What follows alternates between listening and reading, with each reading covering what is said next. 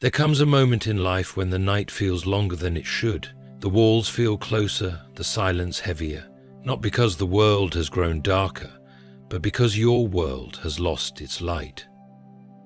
You look around, and all that once surrounded you, people, plans, promises, has vanished like mist before the morning sun.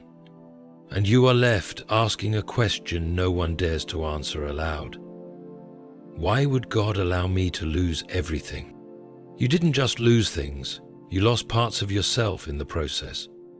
The job was more than a career, it was your sense of security. The relationship was more than love, it was your dream, your belonging. The friendships were more than companionship, they were your comfort in a cold world. And when they all left, it wasn't just emptiness that moved in, it was confusion, anguish, silence. But let me tell you something sacred. Loss is not the end of your story. It is the turning of a divine page. God, in His infinite wisdom, sometimes allows the pruning of your life so that the true branches might flourish. He is not blind to what was taken. He is not silent to your cries in the night. He has seen your private tears, the kind that never fell before human eyes. And He took note of every moment you chose to still believe, when believing felt like bleeding. There's something holy in the wilderness. In the barren places, God doesn't just speak, He builds. And you, dear soul, are standing at the edge of restoration. Not restoration as the world gives, equal, predictable, measured, no. Divine restoration always comes multiplied. When God gives back, He doesn't hand you a replica of what you lost. He hands you something greater, because the old had to die to make room for what your soul was truly designed to carry. What if the emptiness you feel right now is actually sacred space? What if God removed what couldn't grow with you so He could give you what you were always meant to have? The people who left were never meant to walk into your destiny. The door that slammed was never going to open to your promise, and the things that shattered were never strong enough to hold the weight of your future. This is not the end. This is the beginning. You are walking into a season where God is about to return what you thought was lost and more. For every sleepless night, for every betrayal, for every tear that fell with no one to catch it, heaven has recorded it, and heaven repays. Ask the widow of Zarephath what God can do when you've run out of everything. Ask Job what happens when everything is stripped away. Ask Joseph, forgotten in prison, what God does when men turn their backs. All their stories have a common thread. What was lost was only a setup for a greater reward. So here you are, standing in your own story. You've seen the loss, you've felt the silence, but now, listen carefully, can you hear it? The rumble of restoration is coming, not just what you had, but more than you ever dreamed. God's about to give you beauty for ashes, joy for mourning, and praise for the spirit of heaviness.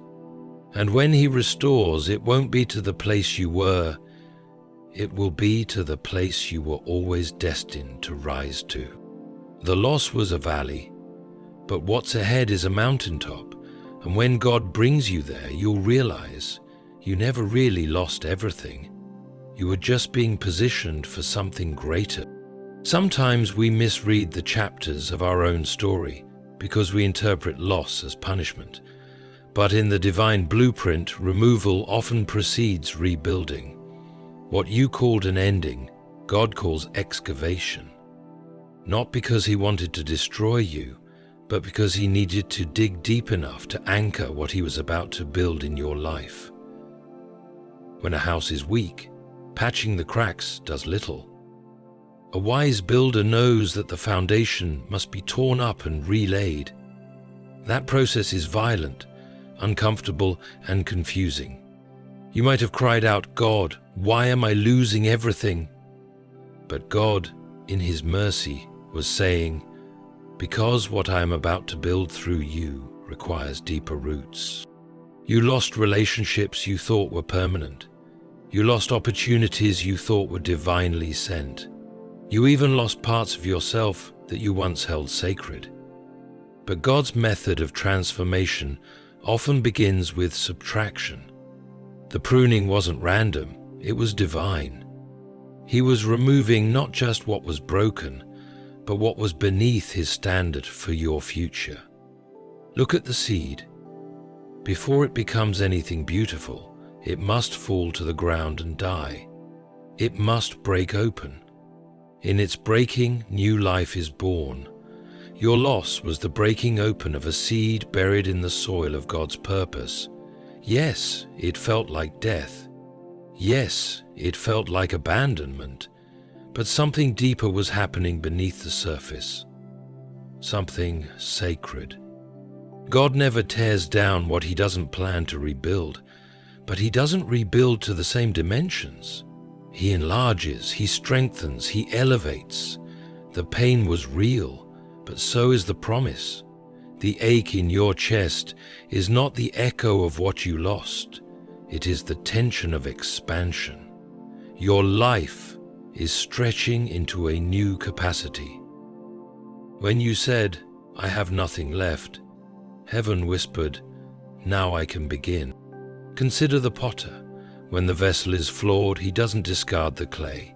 He crushes it, kneads it, wets it again, and begins to shape it anew. The crushing is not rejection. It is an act of love. The potter sees the masterpiece even when the clay sees only ruin. Your story may have felt like ruin, but heaven sees redemption. God did not allow your loss to humiliate you. He allowed it to prepare you. Because what's coming is not just a replacement, it's a resurrection. It's something born from divine intention, not human opinion. And the only way for that to happen was for Him to strip away what was never meant to last. So no, your life isn't in ruins. It's on holy ground, the place where God begins again. You've been torn down only to be lifted higher, and every brick God lays now will be fire-tested, storm-proof, and eternal.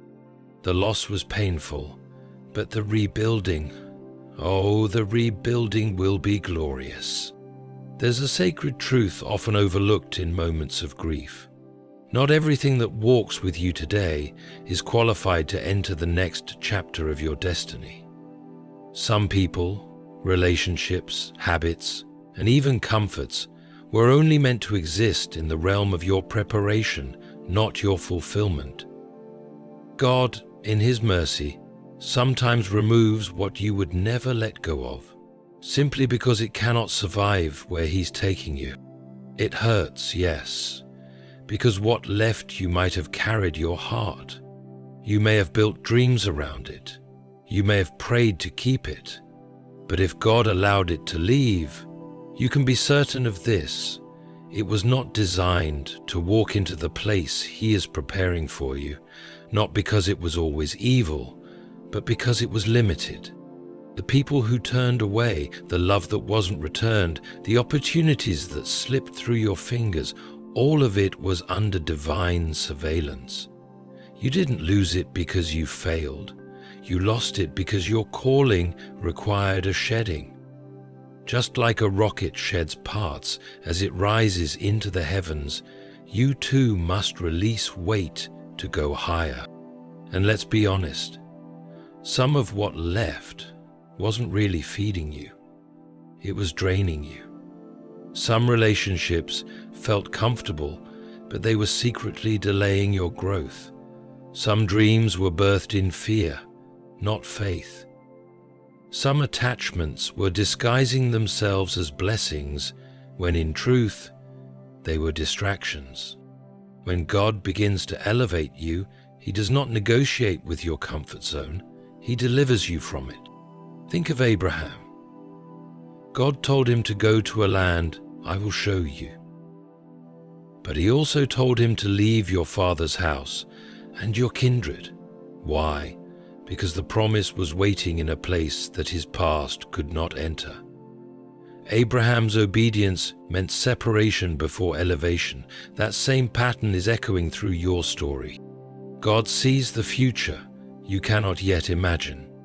He sees the open doors, the divine appointments, the supernatural breakthroughs, and he also sees who and what will try to sabotage it. So, in his goodness, he removes them before you get there. Even if you protest, even if you grieve, let your heart rest in this. What left your life didn't leave your destiny. It just didn't qualify to be part of the miracle. And when you arrive in the season that was tailor-made for your spirit, you will understand. The silence now will become the clarity then. The pain now will become the praise later. You're not being punished, you're being positioned. Those who left wouldn't have honored what God is giving you. The doors that closed weren't strong enough to hold the blessing. And the people who let go of you had no idea who you were becoming.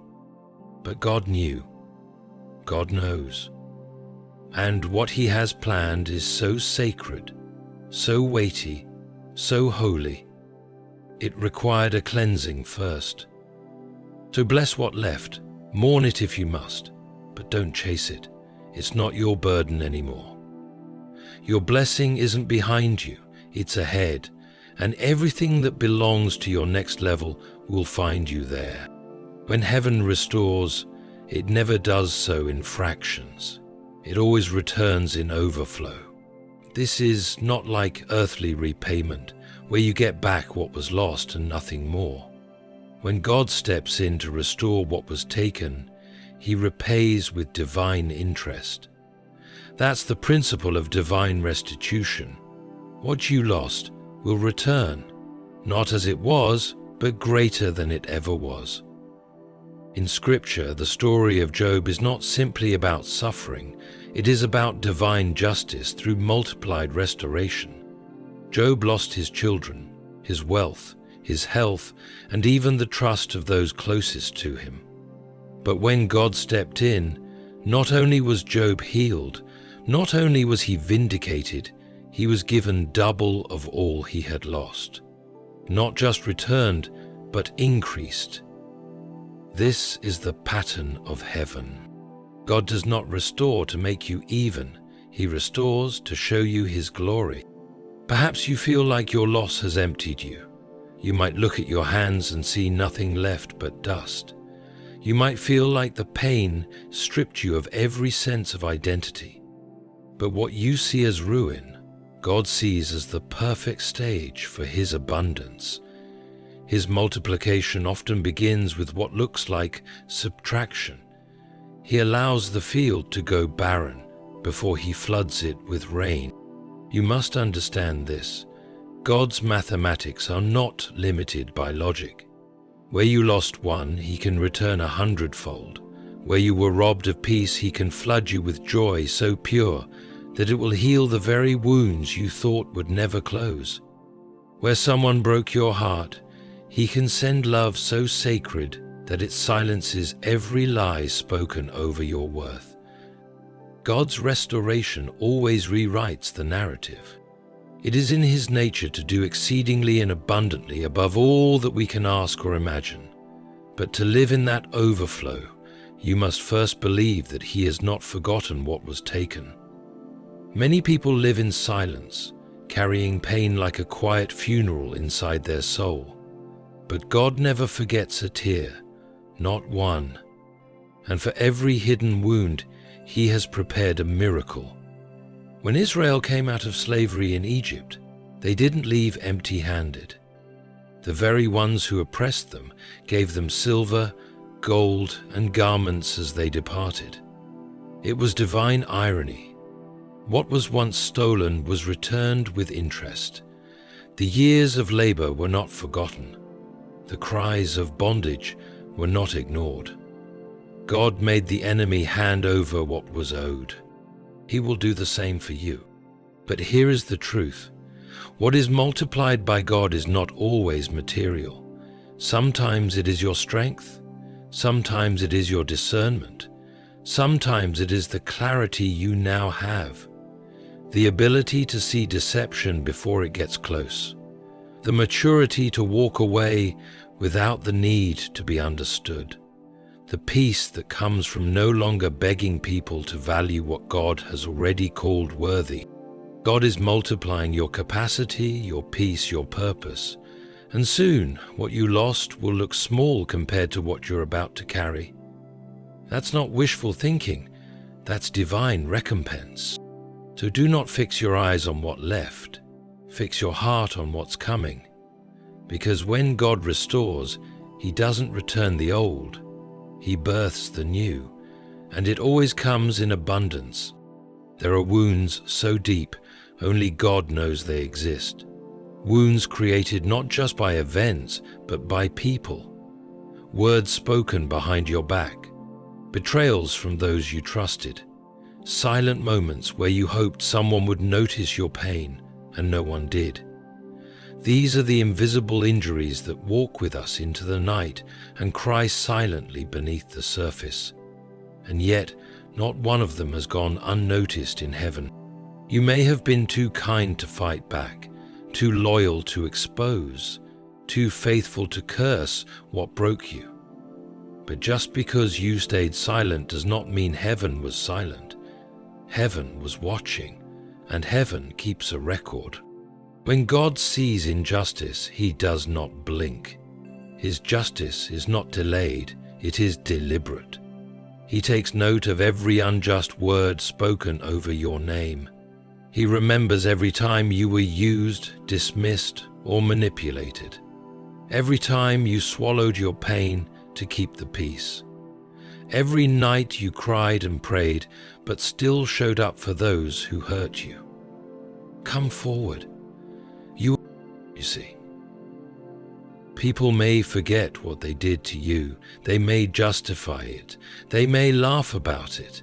They may even walk around proud of the pain they left behind. But God does not forget. He does not overlook the crushed in spirit. He does not forsake the faithful. He does not abandon those who choose righteousness over revenge. And while the world may celebrate the loud and the cruel, heaven honors the quiet endurance of the brokenhearted. God's justice may not come with lightning and thunder, but it comes. Oh, it comes with precision. It comes with grace and with glory. It comes when you least expect it, in ways you never imagined. He repays not by destroying others, but by restoring you so powerfully that even those who hurt you cannot deny the hand of God on your life. This is why you don't have to explain yourself anymore. You don't have to beg for closure or run after apologies. Heaven has taken your side, and when heaven fights for you, peace returns to your soul in ways no human affirmation could ever offer. Remember the woman with the alabaster jar? She was judged, whispered about, ridiculed. But Jesus saw her, He defended her, He restored her, in front of the very people who condemned her. That's divine repayment, vindication in public for the pain you suffered in private. You might think God is late, that He forgot what they did, but He hasn't. Heaven's clock does not run on your timeline, but it never misses its appointed hour.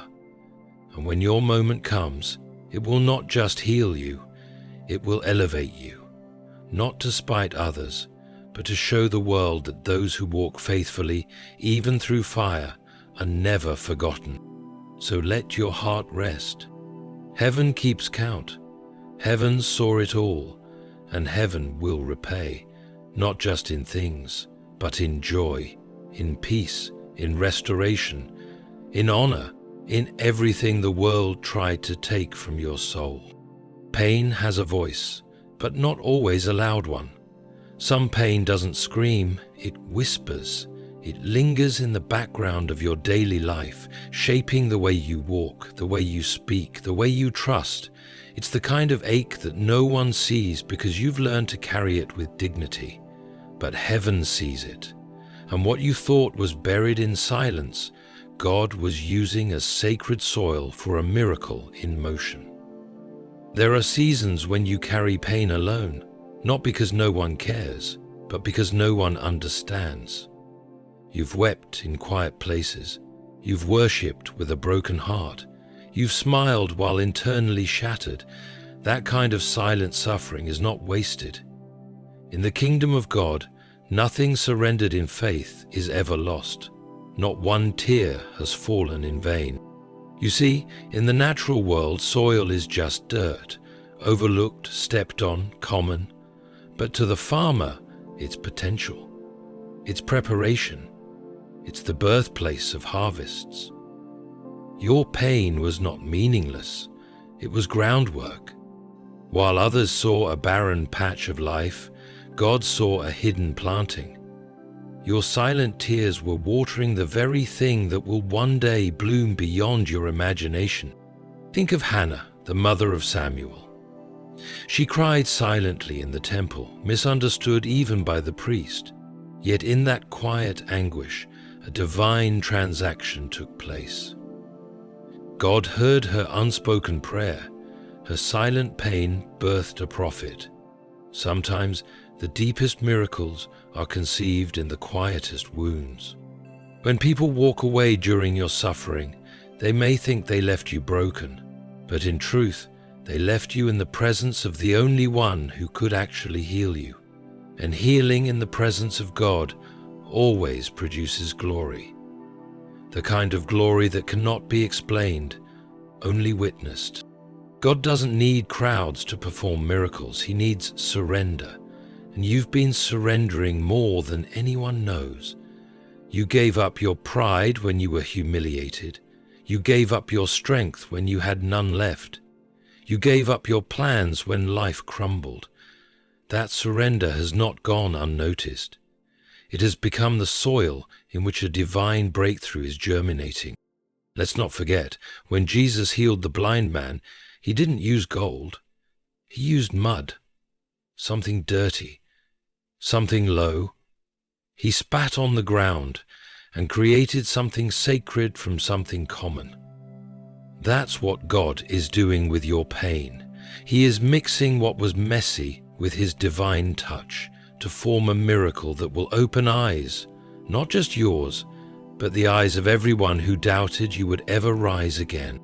What felt like abandonment was often God's protection. What looked like loneliness was actually sacred intimacy. And what seemed like delay was heaven's way of allowing the seed to take root before the storm passed.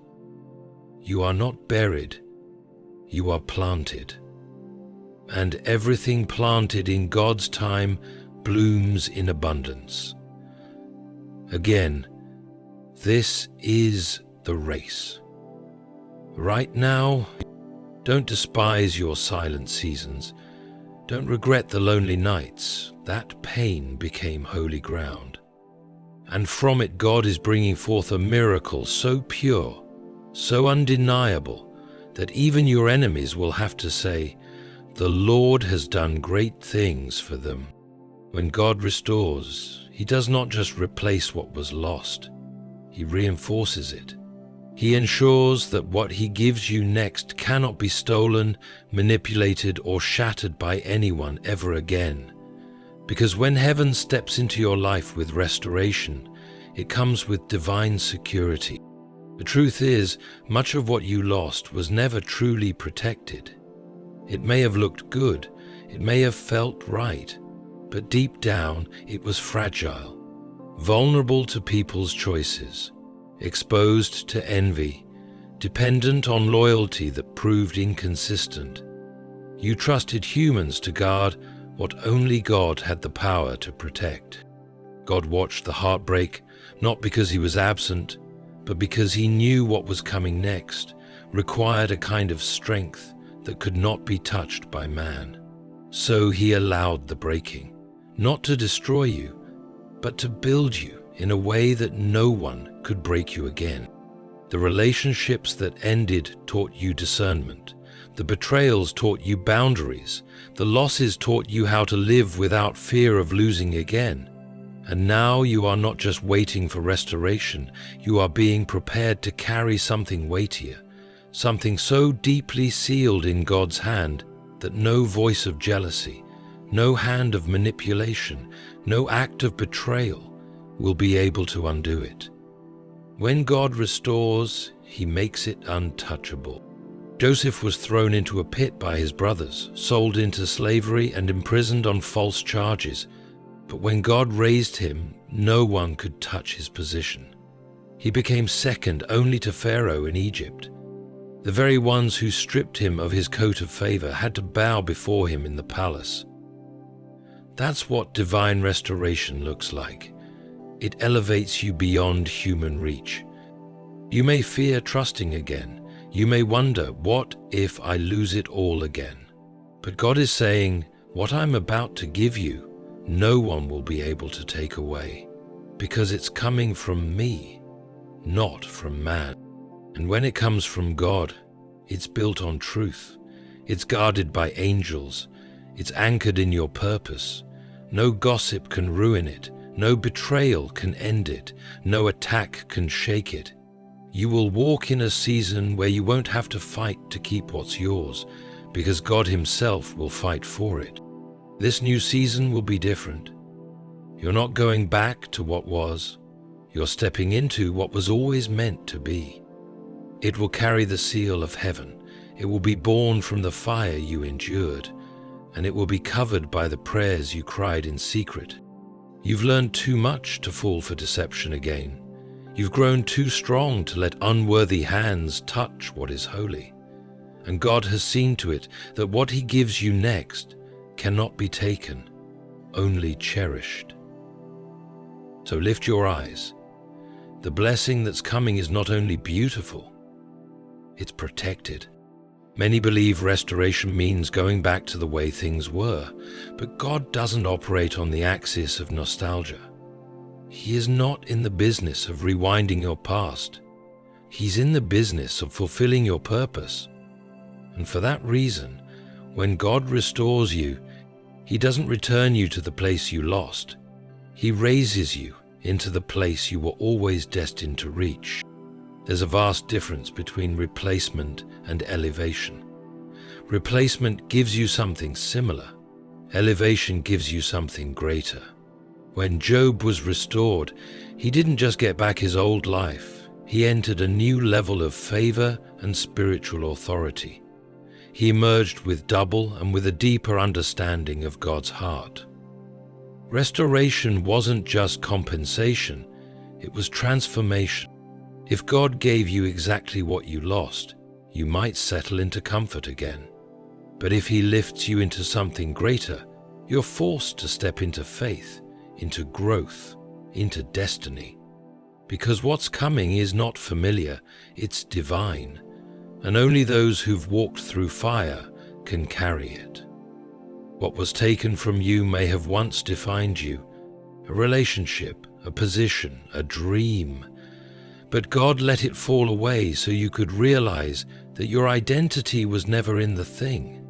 It was in the calling. And when He brings you into your new season, you won't walk in carrying the weight of the past.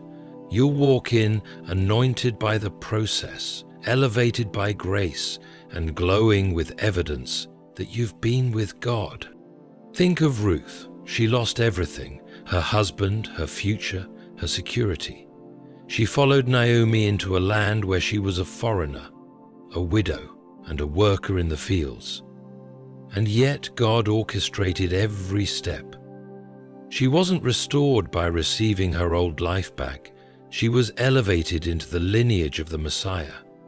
Her name, once associated with grief, became associated with legacy. God doesn't give you the past again. He gives you what the past was preparing you for. What you thought was the end was just a detour to destiny. There will come a moment when you'll look around and realize you don't even want the things you once begged God to save. not because they were evil, but because now you know better. Now you know who you are. You're not the same version of yourself who was once broken. You've been molded, refined, sharpened, and the new place God is taking you into can only be occupied by this version of you, the one who was forged in fire and raised in faith. Elevation means access.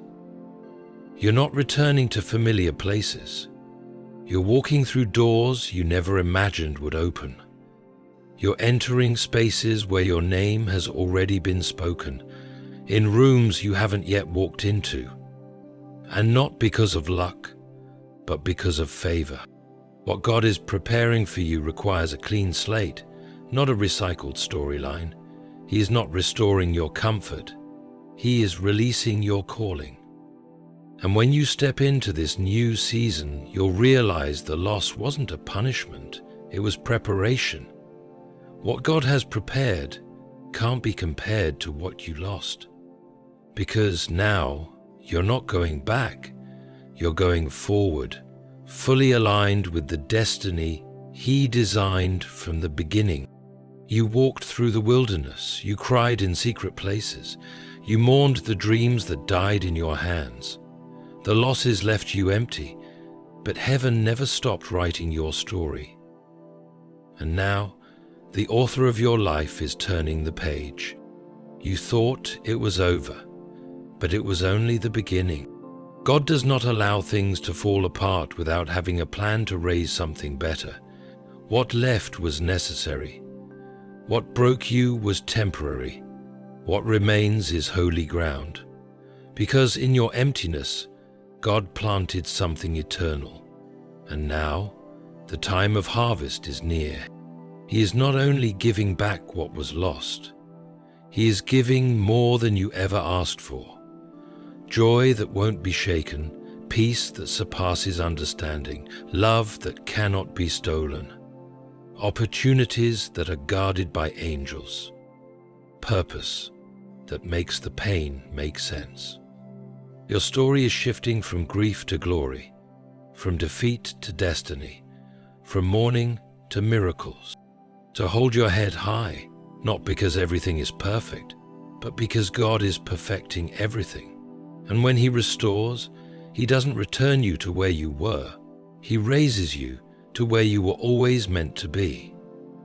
You lost everything, but God is about to give you back more than you ever had. Watch and see.